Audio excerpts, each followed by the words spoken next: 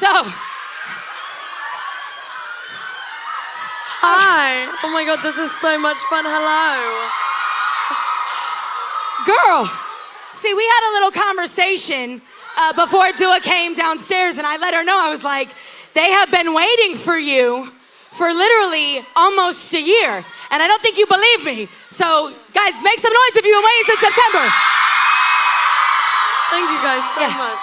South Florida loves you. I feel so lucky. I don't think I've ever done a Q&A radio show that's like this. You guys are so fun. Thank you so much. Well, first of all, just so you know, Dua Lipa was at Bonnaroo last night, got on a plane at 4 a.m. this morning just so she could be here with you guys tonight before her show tomorrow. So we understand. I actually saw a tweet that somebody tweeted to you, and it said, I think that there are 3 Dua Lipas in the world, and none of them is ever not working. And I think that I would have to agree, because girl, it seems like since Be The One came out, you have just been on the move and it hasn't stopped. It's been crazy, and there's only one of me, but you know, it's just like the exciting part of my job is that I do get to go to a different place every single day, and I never do the same thing twice, and I never experience the same crowd twice. It's always new people, new fans, but it's also people that I've seen before but mixed in with different people, and it's always a new experience, and it's always really exciting, and I'm so grateful for it all. Well, you know, speaking of that, you're so amazing with your fans. But look at them, how could you not be? How could you not be? Right? No, they are. The love is crazy. The love is amazing, and I've never felt anything like it. And honestly, I do everything for them. What do you think that is? What do you think that you've done that has made this bond like this? I mean, is it the realness in your music? I know you use the word authentic a lot. I tried to be as honest as possible, and the thing was while I was writing, and when I first started writing, I wrote a song called Hotter Than Hell. Yes. And thank you. It was that song that a fan came up to me in Stockholm and was like, this song made me feel really empowered, and this song changed my life. And then at that point, I really realized that if I'm honest and if I really tell my stories, then, you know, maybe the fans will be able to see that we all go through the same thing, that we all feel the same thing, and in the hopes that you can relate to it. Who here has connected with a Dua Lipa song? Yeah. Oh my. I listen to the album, and I swear sometimes that you've been in my relationships. Like, for real, I'm like, girl, were you in the back seat? Like, so talk about... But that's the thing, it's like, it's just it's like an ongoing theme. It's we all do really go through the same things in one way or another. We do feel the same things. It's just, I feel so lucky to have been given the opportunity to be able to speak things that feel very real and very honest to me, and that people relate to it. Well, I think that definitely transcends. Now, I know we've taken some audience questions. It's a little packed in here, so I feel like that's gonna be a little tough. But are Dia and Kelvin with us? Yes. Hold on 1 second. We have people in the audience. Dia, Kelvin, are you out there? Am I crazy? Is it that Oh, one? they're right here. They're right here. Oh, hello. Okay, well, come over if you have a question from somebody. This is our staff. Just come to me. Don't be shy. Come to me. Okay, no. You had Twitter questions. What was one of the Twitter questions? We do have Twitter questions. You're all right. So, we put it out on Twitter today. We wanted to, okay. So we'll come back to that because it was a little, not that we didn't expect a lot of people, but normally, There's a lot of people normally there. our team is in the audience and there was no room for them. So, I'm one of those dorky people that does a lot of research. Has anybody seen the documentary on Dua from Fader magazine, right? Wow. So it's very cool. They did like a 10-minute documentary on you, and it was amazing. But you made a comment, and you talked about your music, and you were basically saying how when you strip everything else away, the production, and it's just you and a piano, Yeah. the song should still be as powerful as it was with all the extras. Absolutely, and I still stand by that. I feel like when you're writing a song, you know, before all the production comes in, you still just have to have the bones of a proper song. Yeah. And that's how Hotter Than Hell started, where it was just piano and a kick drum. And then it escalated from that point onwards, where then we added the production. But it was the song that was so strong that helped me really identify what my sound was. Well, first of all, did you write Hotter Than Hell in Miami? Because right now, Tell me about it. Good I'm Lord. definitely not dressed for this weather. You look, Honestly, I'm like in double denim. right, but it looks fabulous, Yeah, girl. thank you. Sometimes we gotta Thanks, sacrifice babe. for the Thank fashion. So, is it true that your parents allowed you to move to London at 15 by your damn self? Yes, that's true. I have really cool parents, but we had a lot of trust between us, and I tried to be a good kid, you know, because they did let me live on my own. I was trying to let them know where I was at all times, and you know, waking up and calling them and letting them know that I got in school. And I guess the main thing for them was like, as long as you finish school, then you can do whatever. So you did school. So you literally, at 15 years old, you guys, by herself, in London, which is it's an easy city. It's like being in Miami by yourself. It's an easy city to get into, to get distracted in. Yes. But you managed to keep yourself focused. I know you talked about, you know, you woke up and you were like, wait, there's nobody to do my dishes. There's nobody to do my laundry. Oh, that day was the worst day. That day when I came to the realization that I have to do everything myself, that no one was going to tell me to tidy up my room, no one was going to tell me to put the dishes away, no one was going to tell me to tidy up my flat. It was hard. It was hard because I really had to grow up before my time in a way. Yeah. I really had to grow up and learn to just do everything for myself. And I think that played a massive role in the way I kind of go about doing things for work and my career. I know that no one's going to go out there and get it for me, and I have to work really, really hard in order to do it myself. And that's a big part of it. Hence the reason why you work every damn day. Yeah. Now, guys, I know it can be a little difficult to hear in the back, but I can hear people up in front asking people to shh a little bit. So again, I promise we're gonna get to the music and all of that, but we want everybody to be able to hear, because I know a lot of people have waited a long time to be this close to Dua and to have her share her story. So, in fact, we have one young little, look at you, my fabulous. Hello. Can you hear us? Aurora has a question for you. What inspired you to write music? Well, it's a very good question. My dad was a musician, and I've always grown up around music, and I've always been very inspired by music. And I think inevitably, being in such a musical household, that kind of inspired me to want to do that. Do you want to come a bit closer? Yeah. And that was the main thing that really inspired me, that made me want to just sing and dance. And when I moved to Kosovo at the age of 11, I didn't have the same opportunities I did in London. And I decided that I was going to move back to London and just really focus on songs and try to do something on a global scale. And I feel very lucky to be in Miami tonight doing this. So yeah. Yes. Oh my goodness, my precious. So speaking of doing things on a global scale, New Rules crossed over the 1 billion mark on video That's all you streaming. guys. I can't believe that. Girl, that is absolutely that's people have spent hours and days of their lives watching that video. Honestly, that video took a whole life of its own. We shot it in Miami. Yes, she did. We shot it in Miami, so it's always really special to come back here. But it was like, I can't even describe what it felt like when you first released it, and all of a sudden, it was the first song that within a day, the video went to 1 million views. And that was like, oh my God, what's happening? Everything was so exciting. It was such a mind-blowing experience, and I had so much support from so many young female artists, and that meant a lot to me. And I'm just so grateful for the response. It's been brilliant. Well, again, thank you guys. Give yourselves a round of applause, because 1.2 billion streams is pretty impressive. Now, I love that you touched on the female artists and the empowerment that they've given you. First of all, I didn't realize that the new song that we're loving right now, One Kiss, was actually co-written by somebody I absolutely love, Jessie Reyes. Yes.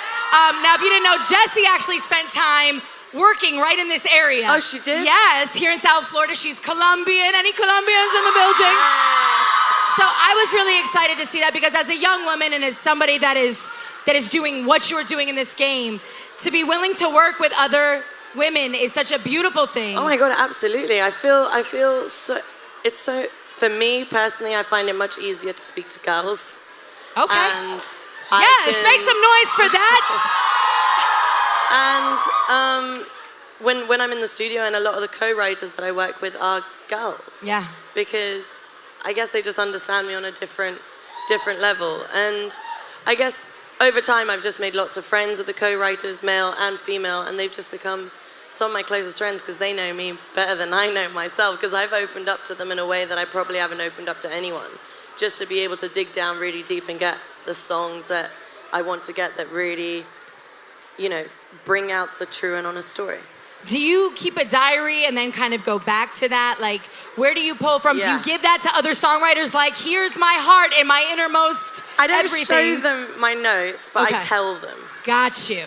Just because, it still is a form of diary. Yeah, so yeah. whenever something significant happens, I write it down. I make sure that, you know, I write down all the memories, and when I go into the studio, if I still feel exactly the same way as I did when I first wrote it, then I'm gonna pursue it and put it into a song. Got you. What was the last thing you wrote down? Can you share that? Do you remember? Well, it's on the next album, so Oh. I gotta keep love it a secret. I love it. I'll take it, I guess. So over here, we have our Twitter questions. Kelvin and Dia standing in the cut. All right, so we got a question here from @221winsteel. ¿Harías una canción en español? Would you make a song in Spanish? Ooh, my goodness. I would love to. I can't speak Spanish though. Will you teach me? All right. There seems to be a lot of people that are willing to teach me. I Quite would a few love. tutors here. Dua Lipa. I'm be sure fun. they'd be more than willing to help. So obviously, there's a lot of people who can't speak Spanish that decide to make songs in Spanish, just so you know. You'll do just really? fine. You'll do just fine. We'll talk about that. All right, we'll talk about that Somebody later. just said it, Dua Lipa. I mean, somebody said Justin Bieber. Oh yes. Just That's don't right. sing about taquitos and you'll be fine. Okay. Speaking of singing with people though, you've collaborated with some amazing individuals. I watched the acoustic video of Scared to Be Lonely. I didn't realize that Martin Garrix actually plays the guitar. Yeah, he does. I was blown away. Calvin Harris, obviously, Jesse, Miguel, Wale, Major Lazer, Chris Martin. What's the craziest offer you've gotten since becoming this massive global superstar? I know they've got to come in because you're great on collaborations. Like, has anybody just blown your mind with an offer to collaborate? I think just in general, every person that I've had the chance to work with has been so amazing and so humble and so down to earth and so talented. Not that I ever doubted their talents, but they were just so musical. Mm-hmm. And you get to see kind of another side of them and their online persona and who they are, but then you get to really meet them and really understand the depths behind the music, and who they are as an artist is really inspiring. So do you actually get in the studio and write with these people, or are you guys writing separately and then kind of just... Well, a lot of the time I write my music, so I love to be in the studio and I love to work with a person. Like the Chris Martin collaboration, the Miguel collaboration, the Calvin collaboration, we all worked on those in the studio. Whereas the Martin Garrix one was a song that he already had, that he kind of envisioned with me in mind, and I was like, I love the song, and I would love to be on it. Yeah, just Martin Garrix had me in mind when he wrote a song. I mean, hey, why not? I mean, that's pretty major. Yeah, it's really exciting, and honestly, for me, it's such a big deal because I do still consider myself a new artist. You know, I love the fact that you're very honest about your journey. Like, before she made it, she was hostessing at a Mexican restaurant. You guys, right? Like, and I know you referenced that point when you actually got to quit that job as a big moment, like when you're kind of like, hey, mama, we made it moment. It was that moment when basically I was in the studio all day and then I was working in the evenings and I signed my deal And I was finally able to just go to the studio all day. And when I was done with studio, go to bed and wake up the next day and go to the studio. And I was like, I love this feeling so much that I never want to let go of it. And so I'm going to work really, really hard that I just stay on top of it. Which is why she's already, first of all, you gave us an album with 17 songs. 17 great songs. We're lucky to get an EP out of people these days. You know what I mean? Like 6 songs, and they're like, yeah, that's enough. It took us a while, though. It took us a while. You know, the album was initially going to come out a very long time before it actually did. And I got this tattoo on my hand that says patience, because I took the time and I just kind of, because as a new artist, I wanted to release a lot more songs and I wanted a lot more people to kind of get to know me. And I didn't want to release an album with songs that people had already heard. So I wanted to keep working and creating new things. And I'm so happy I waited the length I did, although it was really upsetting at the time, because I hated the idea of letting people down and telling them that I had to postpone something. But I'm really, really grateful I did, because I wouldn't have gotten songs like Homesick. I wouldn't have had a song like Lost in Your Light, like IDGAF and New Rules and all this stuff. No Goodbyes is my song. Who loves No Goodbyes? Right. Genesis. Genesis. That's a special one for me. I know you mentioned Homesick. There is a line in one of your songs where you say, you know, I see everything in blue and you see everything in red. Do you actually, well, I asked that question because, you know, there's a lot of artists out there that actually see their music in colors. Are you one of those people? I'm not one of those people. Okay. I don't see it. I kind of, you know, when I'm writing in the studio, I do initially envisage what the video would look like, what it would feel like performing it at a festival. Like, I remember Be The One for the first time. The only thing that would come to mind was how I would sound performing it live. And I love it. that was when I knew. I was like, yep, this is a song. This is a song? Yeah. I'm like train tracks, like toot toot in the background. That's a first for hit sessions. Do we have another question, Dia, my love? We do. I want to remind everyone to tweet us at Hits973. They were taking all of your questions there, and Jonathan has a question all the way over here. What made you choose Miami to film New Rules? Well, it's always exciting when you're filming a music video, because depending on the treatment, you kind of get to pick where you want to go. And for me, it was like, oh, I want to go somewhere that I've never been to before. Ooh. Preferably somewhere really nice and warm. And given the treatment and kind of, we needed the sun, I was like, Miami seems like the perfect place. And that's exactly what we did, and we got to have a little break as well, so it was lovely. Have you fallen in love with Miami, though, since? I mean, I know only tiny little bits of it. Like, I didn't get to explore as much as I would like, but I loved it. Like, I loved the ocean. I went and swam in the night. I just sunbathed. I chilled. It was lovely. The food was amazing.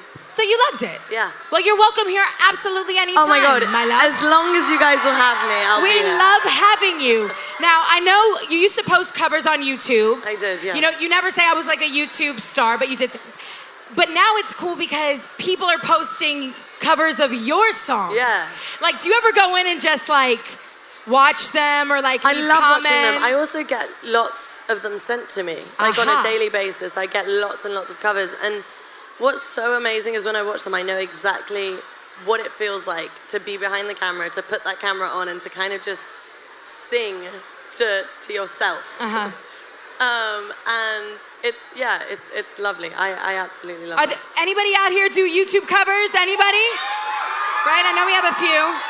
So do you have any advice for those out here pursuing music? Because let's be real, it's a long road. You know, nobody makes it overnight. There's a lot that goes into it. And I think the most important piece of advice is work really hard, believe in your dream and your art, be persistent, and don't take no for an answer. Did anybody ever tell you no? Yeah, there have definitely been a lot of times when some people have been like, oh, you know, you're not the right thing for us, or, you know, we don't think that this song is the one. And I really had to kind of persist and push through and be like, this is what I want to be my next single, and this is what I want to be the first song that people hear from me. And I think a lot of that, I've just kind of, it helped me become more and more confident, standing my ground. Well, I was gonna say, you love Pink, Christina Aguilera, you kind of grew up with those artists. Yeah. And they're very strong females. Yeah. But they've talked about how this business can be tough, especially when you're first starting and labels have an idea of who they want you to be. Totally. And the music that they want you to sing. And I feel like somehow you've avoided being pigeonholed that way. I think, you know, before I signed my deal, I already kind of had an idea of what I wanted my sound to be. And so it was a lot about finding a team that kind of believed in my dream just as much as I did. And so I didn't really have to change who I was. I just wanted people to listen to the music and really understand it just from that. And I was very, very lucky to be supported by my label and for them to believe in it just as much as I did. And then to put me out in front of fans who also felt the same. Now, I mean, again, all these people are here to see you. They're gonna see you sing. But I have to ask you, like, there's a lot of people in this room. I don't think we've ever had a hit sessions with this many people, so that's crazy in and of itself. And thank you guys for rocking with us until we could make it happen. But I've got to ask you, when I watch your videos of you performing, and I know you've mentioned festivals, and you performed at the biggest festivals in the world, and you were on tour with Coldplay, and I know when they do shows in South America, there's hundreds of thousands of people there. Yes. Do you prefer intimate venues where you can really connect with your audience, or do you really love the energy that comes with 100,000 people? I love both. I love both. They both have different feelings, but they're both really, really special. And you create different, you get a different energy from different rooms and from different crowds. And, you know, you could be in a stadium full of people, or you could be in a room here in Miami, and you could get exactly the same feeling. So you're working on new music. I know am. you've been out here racking up Brit Awards, being nominated for everything, billions of streams. I don't know when you found time to be in the studio, girl. I spent a lot of time at the top of the year writing for the new album. I feel like we're a little like, are we having Beyonce moments in the fans? I Your know, hair it's is great. not Look long at everyone. enough? They're like, yes. Okay, all right. Okay. Yeah, so I spent a lot of time writing at the top of the year, and it was kind of crazy. It was the fastest I'd ever written, and I wrote a lot. Ooh. And I feel pretty good about it. But Pretty good? I need to work on it some more, but I feel good about it. I feel love good this about look it. that you're making It's right kind of, now. I don't know how to feel because I just don't, like, it's that feeling, the beginning stages of when you're writing again and you're kind of in the preparation of thinking about what you want to release first and what you want to put out and what the videos are going to look like and what you want this whole new, like, era, if you will, be. And it's exciting, but it's scary. It feels like it's happening all over again, whereas this one just hasn't even ended yet. I know. And so, yeah, there's lots of crazy feelings, but it's again a very personal album, and it's about lots of different things, and I like to think that the topics are quite unconventional. Okay, I love it. I feel like you literally have your whole, like, even like your fashion, like everything mapped out before you actually like move forward. Is that you? Like, are you that I mean, structured? Clothes-wise, it's whatever's the like. whole look, like, but I mean, like, is it like a new era? I think so. I think it's more about visually the videos and everything. I feel like this album was a lot about figuring it out and seeing, you know, how we want everything to be. What is his name? What's his name? Jules. Jules. Can we get a round of applause for Jules, everybody? Not only does he have Dua Lipa's back, but he's got your back too. I know it's tough. Again, Dua, do we have any timeline for the album? No pressure, no pressure. Not this year. Okay, so not this year, Not but this you're year. touring. Hello, Yes. so we're getting live I'm touring music. until the end of September. Okay. And then I'll be writing after that. We love it. Well, again, can we get a round of applause for Dua Lipa, everybody? Thank you so much. Thank you so much, guys.